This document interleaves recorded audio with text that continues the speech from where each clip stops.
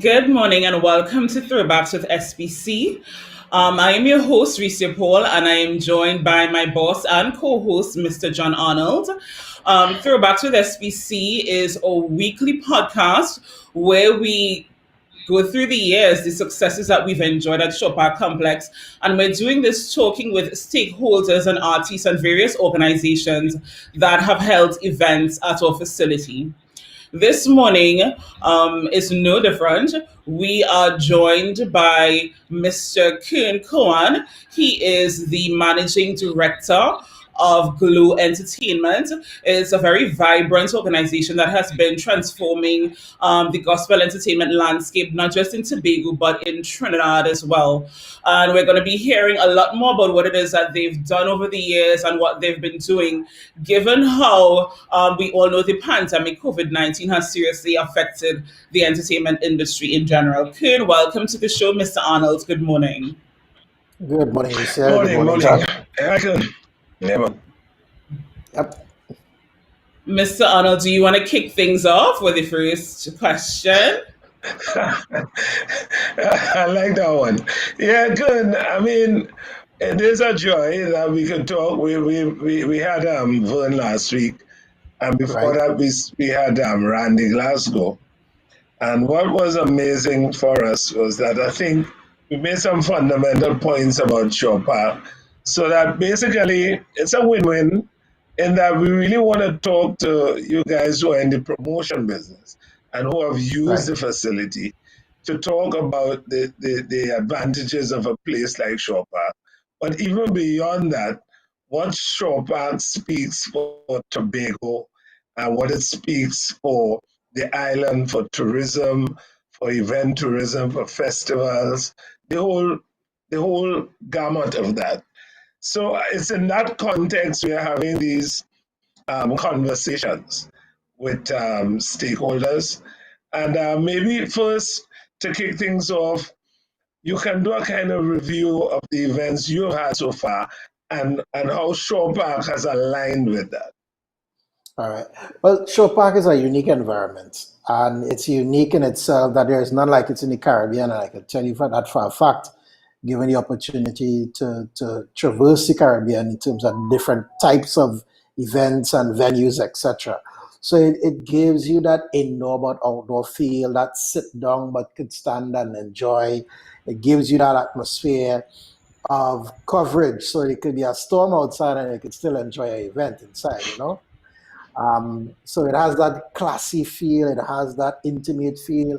It's a mix of all, you know, and that is what is a plus with Shore Park. And what I think is great for Shore Park, even in this pandemic season, is that Shore Park has this space that you actually can control social distancing. You know what I'm saying? You can now maneuver to appreciate, you know, that can be accommodated for any event. Because at this stage, even the artists have to be social distancing as well, you know, from the performance level. You know, so Shore Park has that going on. For me, the years gone by, Shore Park has provided unique arrangements because the stage can be such a blank slate. You can make it into whatever you want. So we take full advantage of that. You know, we have had catwalks that are T's, we have had catwalks that are U-shape, we have up and down platforms, we have entering from the middle of the stage. We've took full advantage of that, you know, and we work it to suit in terms of bringing a dynamic feel to the event, that, you know, we don't give you the same thing all the time, but we play with effects, and, you know, we build on the music and the sound and the creativity of the artists and the production itself. Nice. Ricia? I feel like I have heard you discuss before how it is that you got into the business itself. Do you care to share? I know that you would have sent me information about the first event at Victory Outreach Church, how it started from the youth group. But was that just the catalyst coming out of the youth group, or did you have encouragement? I believe that I recall you saying that Mr. Arnold had a hand to play in you Oh being yeah. in this industry. Oh yeah, Mr. Arnold is actually one of my mentors when it comes to events and event management for the years. Even before he taught me event management, I learned under him. As a matter of fact, in 2010, when I had our first outdoor event that would have been in Gardenside Car Park, Mr. Anna was very instrumental in terms of helping constructing that event and moving it forward. And even after that, moving the event to the next level, Mr. Anna was the one that guided me to Buku Integrated Facility. So he has been an integral part of my event management development over the years. And he has been instrumental in several ways, some of which I can't see at this stage, but you know, but there are pivotal people throughout my life that has really been part of the building block in terms of my enthusiasm and my growth within the entertainment industry. We got into this business really firstly to as a youth development program. When we were at Victory Outreach Church, we wanted to be able to touch young people on the streets of Sansasil. That was the goal at that time, just the streets of Sansasil, and getting them involved and inviting them into youth group and stuff like that. So, and that was inside of the church. And then we say, you know what, let's go to where they were. And we went to the basketball court in San Cecil, and we had Isaac Blackman. At that time, the big song was Jumping Up to the Ceiling and those kind of things. So we had a nice interaction from the community. Yep, Jumping Up to the Ceiling was a big thing at that time. And then we had a little break. Yeah, it was. And then we kicked off into a different dynamic in 2010, where we really wanted to reach young people across the island. Where we wanted to get more in depth. So we had JJ and Friends, and they had a massive program. And they had a lot of young people came in, kids. We had a little expo. We had young business people who were part of it, and we had booths and stuff. Really, really nice event. And it started to evolve piece by piece by piece. We even had, that was the time when we had our international artists like DJ Nicholas and Jason Mighty, because they were youth attractions at the time. So at that time, in that period, we were mainly geared towards the young populace. The youths, the school children, those kind of people were our target market at that time. Right. But it grew, and it grew to its own space, because there was now a desire for gospel events, and not just gospel events, but high quality gospel events. Gospel music was actually on an upwards trend at that particular time, in terms of even the local market and the international market. Because now you had the involvement of not just one gospel radio station, but multiple gospel stations. So, you saw that development coming, sorry, I just lost a chain of thought for a second. But yeah. So after 2010, and we went to Buku Integrated Facility, again, outdoor field, with our eyes on Buku, on Shore Park, to be honest with you. Even at that time, we were like, whoa, when is Shore Park going to be coming on board? Because everybody had high expectations of Shore Park from the get-go. So at Buku now, we had our first international American artist, was Sean Mitchell. Oh. Yeah, and he was Really, I remember that. Yeah, that was big. The show was really good, really, really good. And it just kept, building from there. Then we had William McDowell, and then we grew again, and then finally we touched ground. Actually, our last event in Buku was with Ty Trebet, and that changed the entire gaming platform when it came to gospel events across Trinidad and Tobago, because that was the first time we had more than 900 persons from Trinidad attending the event in Shore Park, in Buku. So now we had we had heavy interest from Trinidad. Local tourism now had to play a part of our entire goals and objectives, our perspective in terms of the event preparations for those kind of things, because we didn't have that before. So even in building book in 2014 when we had Thai Tibet, we realized that every single guest house in Buku was completely packed to capacity. So we saw now this product here is more than we are, treating it to be. We are only scratching the surface. So we decided to take it to Trinidad, only to market Tobago.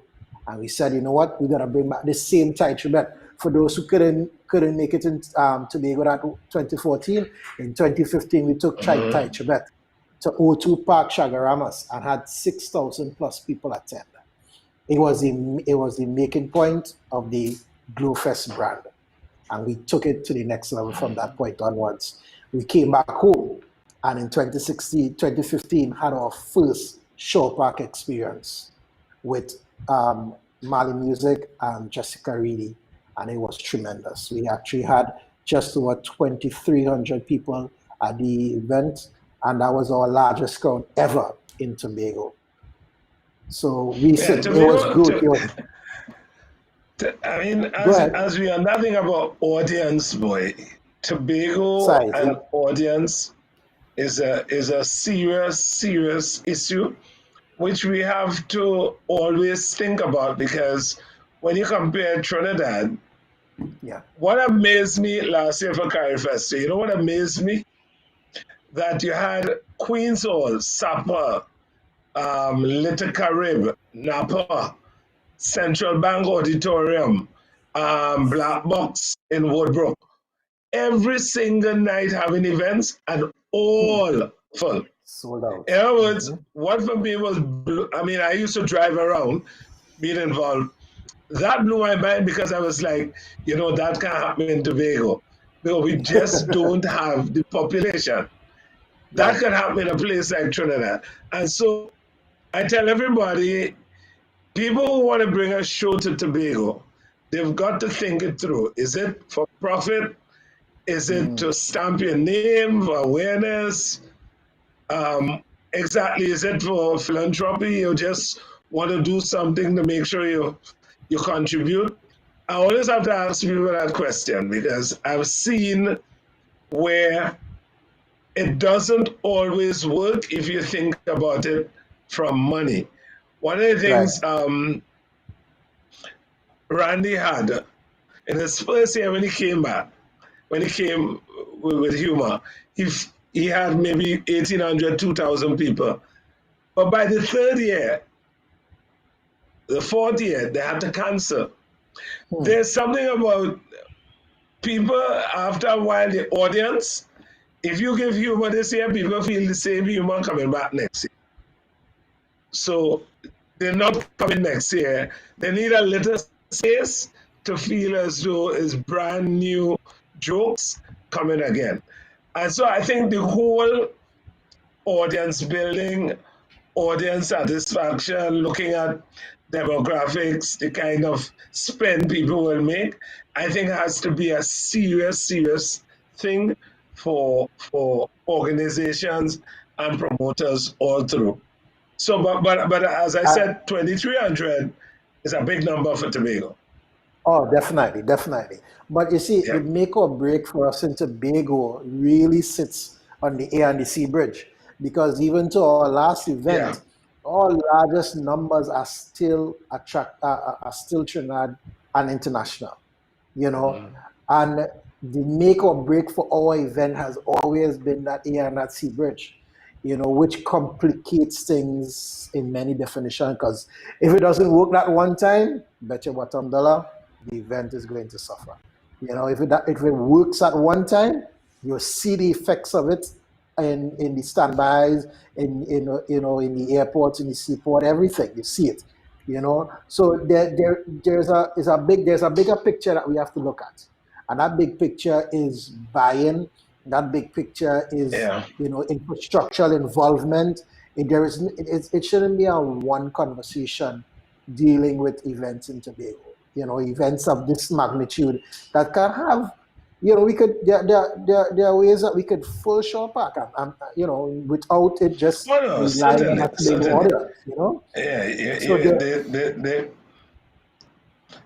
Yeah, So no, I so was there's just an saying that you're involvement. dead right. There are ways to do it. I think one of what I shared with Vern last week, and Risa could bear me out, was I think that there's a need to look at what are the events within the event tourism matrix. What are the kind of events that bring people out? What are the Right. kind of events that bring the numbers? And um, so far, with Sinach bringing the largest number of visitors for any event, Mhm. and then you look at your event, clearly the gospel market is one that we probably need to know from a policy perspective, Yeah. look at in terms of tourism Yep. and look at it in a very serious way to say, if that is what's happening, maybe every quarter we need one of these. That Right. is what I was talking about last week. But it calls for kind of planning, strategy, and really understanding some kind of policy about event tourism in Tobago.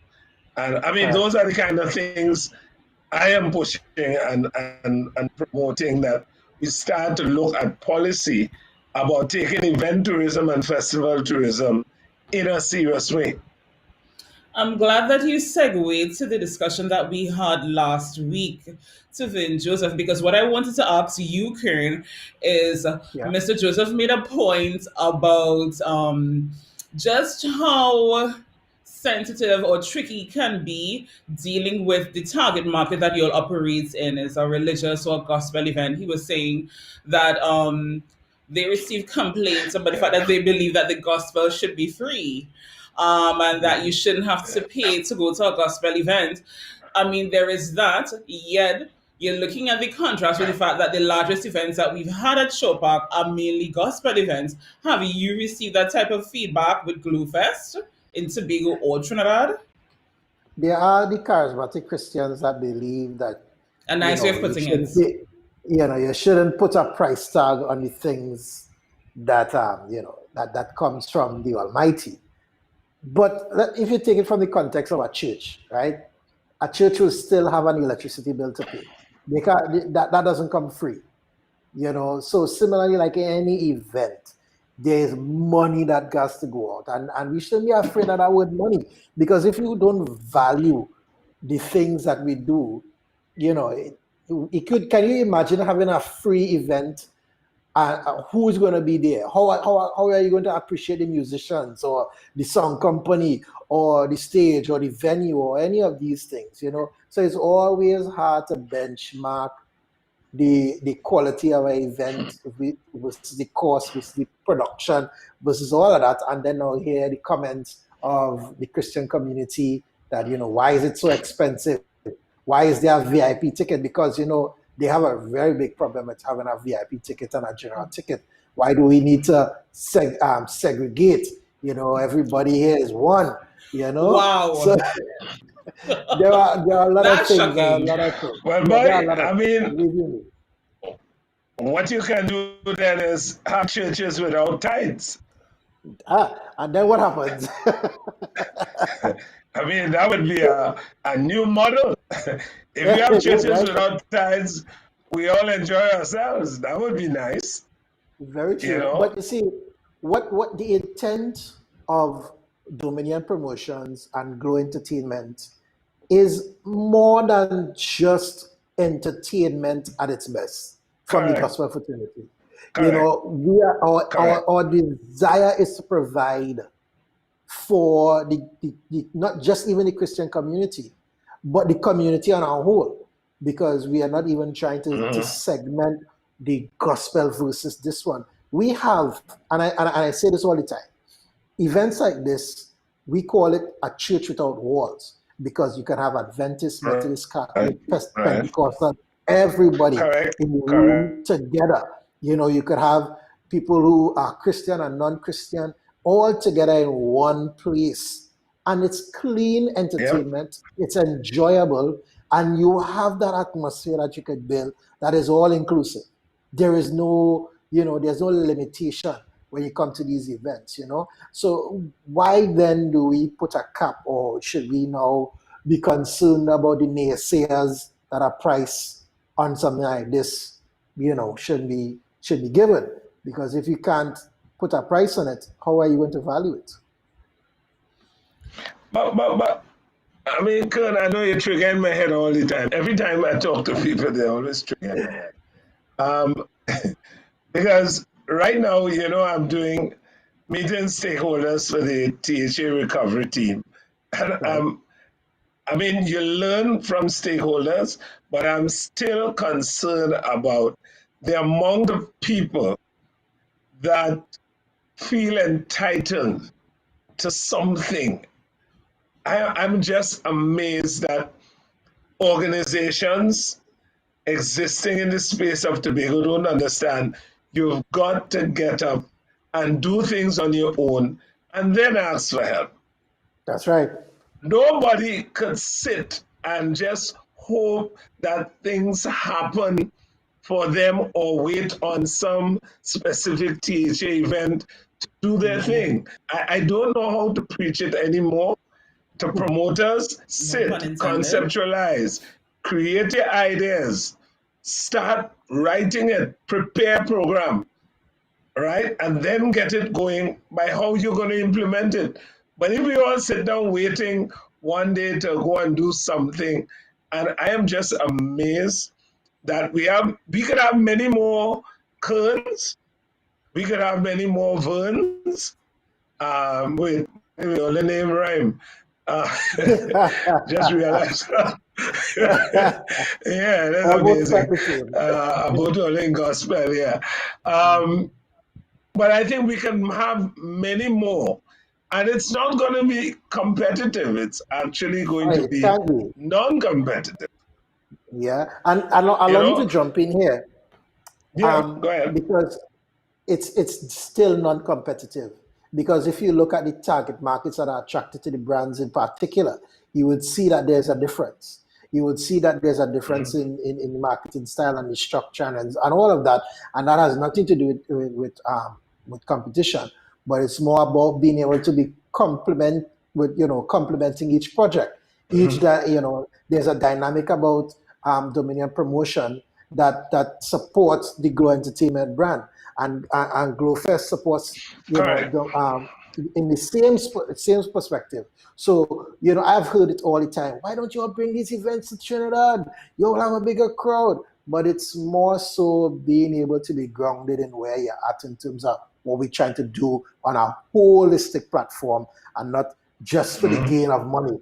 There is a Yeah. desire to develop and build the infrastructure of Tobago, because I believe, just as Vern Joseph does, that by planting the seeds of Glowfest and Dominion promotions, now we can see a whole different dynamics in the next couple of years. Granted, COVID has, stymied that to some degree, but I don't think that it is the end all, because if you look at events all over the Caribbean, Barbados Gospel Fest, they attract more than 20,000 visitors. I mean, one event, Barbados Gospel Fest, every year, visitors are in the 20,000 plus range. When you go to Bahamas and Tortola and these other places, their religious tourism is a major stakeholder within the whole fabric of their policy making. So Yeah. that is the intent. That is the definite intent, that put God in everything, then and allow that to be part of your growth mechanism. Okay, and I Yeah. like the fact Go that ahead. you Go would ahead, have Vincent. mentioned the effects of COVID-19. I've been following Glow Entertainment for a number of years, but particularly over the pandemic. And I saw that you would have started the Rewind concert series, which is Right. very innovative, a very smart thing to do, because it keeps your brand top of mind. It reminds people about the experiences that they would have had at all of the events, and it just keeps you all active in this space. Another thing that I noticed that you would have had, the initiative would have been the Rivers virtual concert a Right. couple weeks back. How do you feel like those strategies have been working for you all? It has been working really well. We have been having good responses, but you see, we have to manage online very carefully because there was a spike, and there was a spike because there were a number of people doing online events, at varying qualities and varying effects, So we needed to manage now the brand in terms of ensuring that the quality of what we put out is always of a certain standard, So ensuring that, let's play on the emotions of people. Let's go back to the time when you could have jump and wave without COVID-19. Let's show them what they used to be doing. Was the intent of the rewind, rewind concert series, and we brought all the past events, even to the last one that we had in Shore Park in 2019 with Hillsong.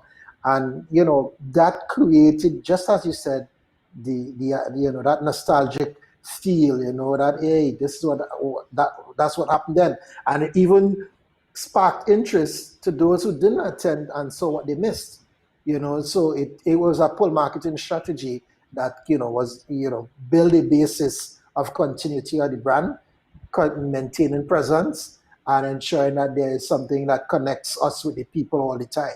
Rivers in itself was a partnership with a Barbados organization as well, my good friends in Barbados, Hyatt Entertainment, and we came together specifically to do a different kind of online event. And we played on quality. Quality was really our make or break with that one as well. So we had each artist pre-record their production, Oh, wow. and so pre-record it, and just and we use programming, etc. We had a live host, and they introduced each segment, and it was really high and really very good quality. And it's something that can be maneuvered for the coming times, because with COVID-19 that's going to be with us for a while, and the limitations of events, we now have to benchmark live events to streaming or pay-per-view. The We have to hybrid intertwine the two, format. we have to bring it all into one formatting. So all of that too is just being able to build on each aspect of it. I was very excited Well, about that event because I saw one of my favorite artists, Osby Berry. And that Oh really yeah, signified to me that you all are really on the pulse of what people are into within this correct. market, because he's definitely growing. And I think that he's going to be much bigger than he is now. He's really amazing. Go ahead, Miss Arnold. no, I was just going to make the point. I hear all of you with the quality, but I think virtual has opened a door for non-quality. I will explain what I mean. Yeah. Um, I attended MIDEM recently.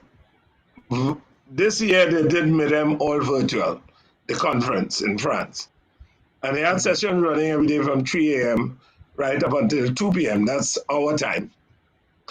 But when I look at, they did an interview with Akon, asking Akon about how he manages all the collaborations and so on he's doing. You know where Akon was? By a beachside in his expensive car, talking, and it hit me for a minute that this interviewer is in her room with all the books behind her and so on, and she's talking to Akon, who is on his way to a show, but he stops on the beachside and he's talking to her on his phone.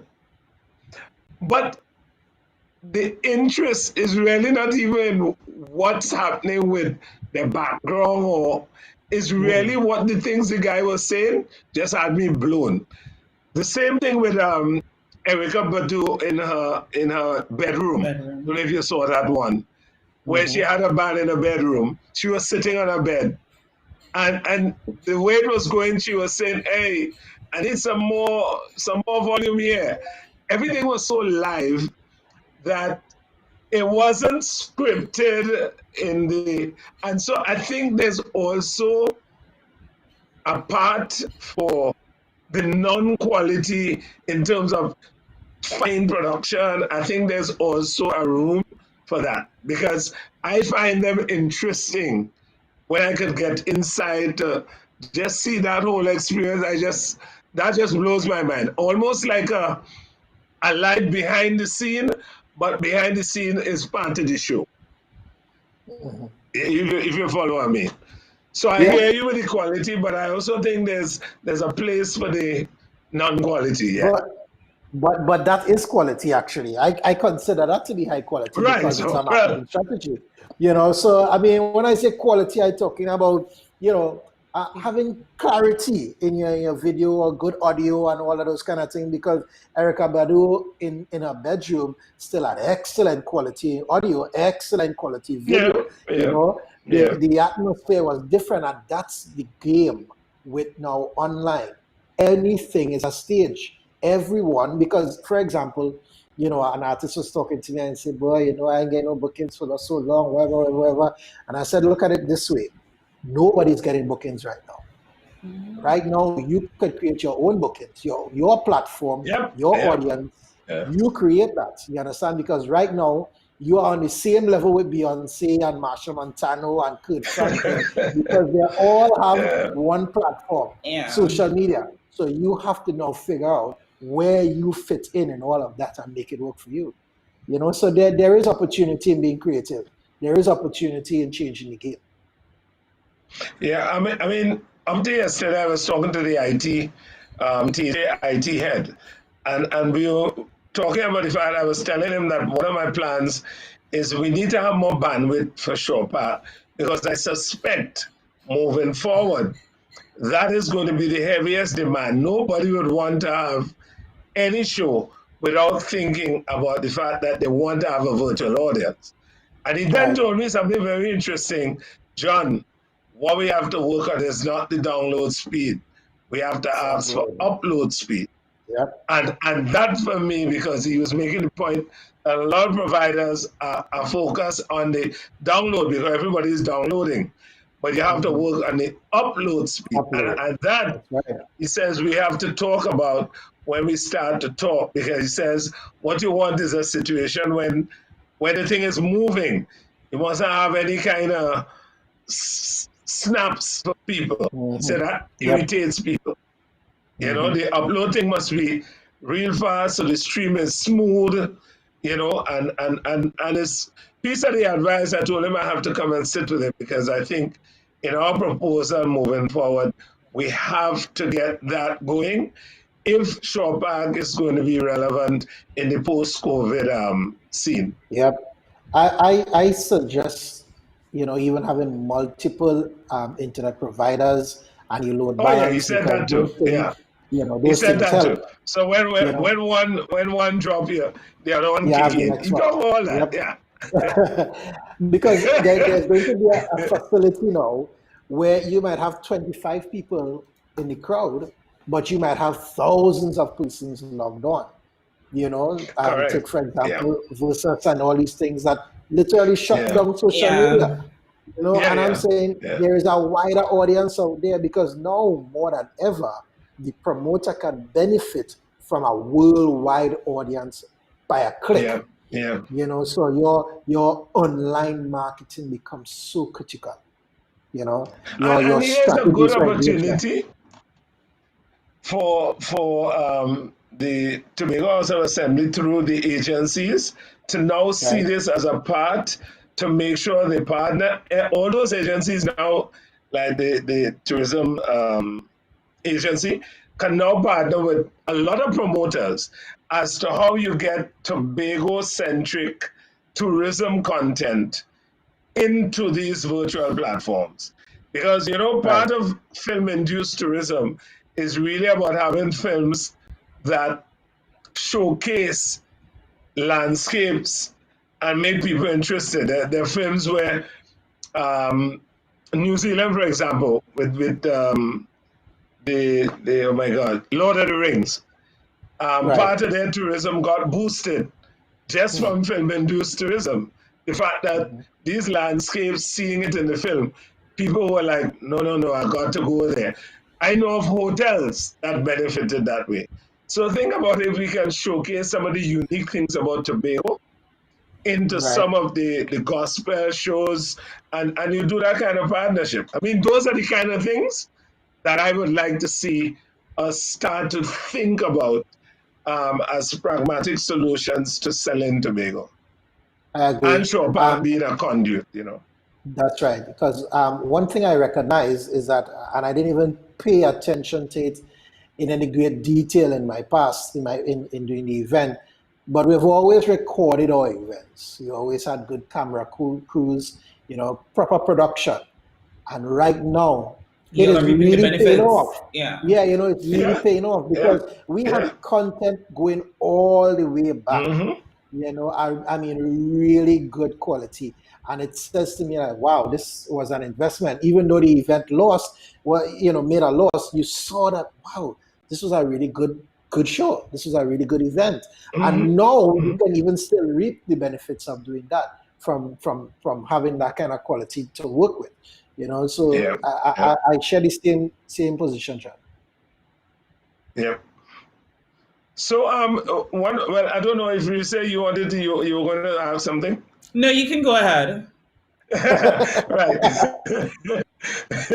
No, I'm going back now to Chopin because I think one of the things is people understanding that we have several venues, and we are glad that they're all there. All of them are friends.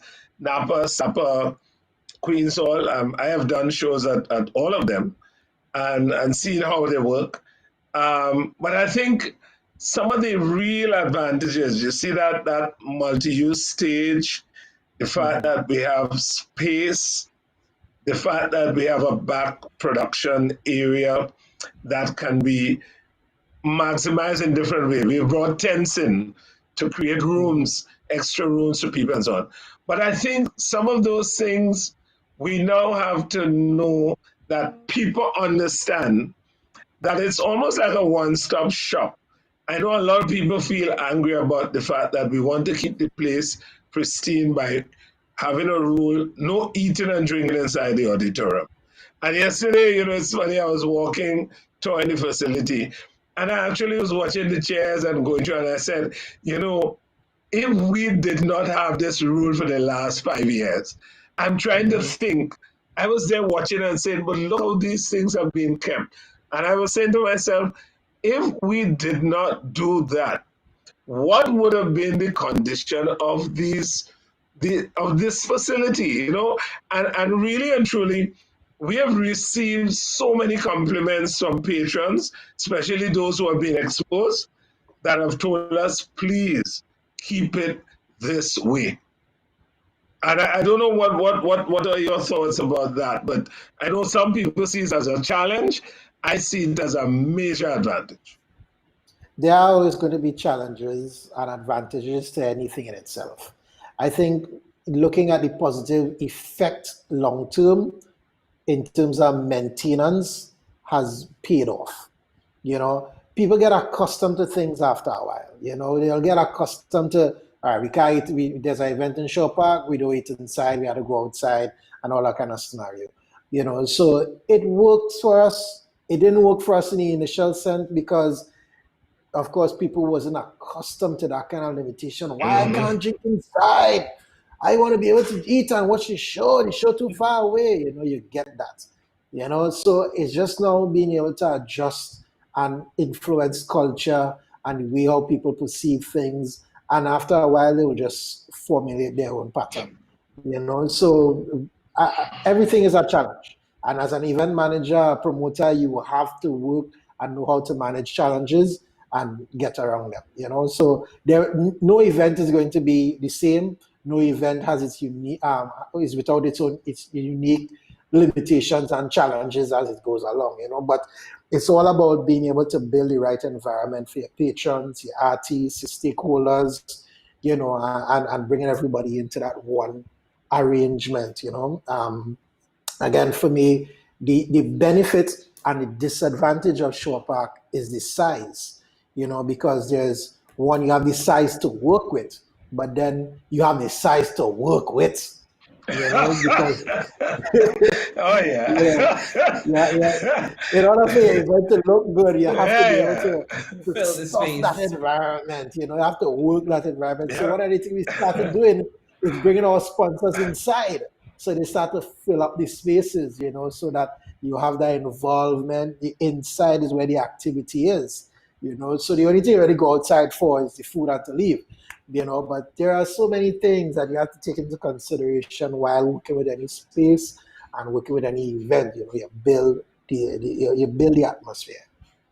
Kern, my final question to you is whether or not you feel like working along with our Shopper Complex team has been a catalyst to the success of your events that you've had at Shopper.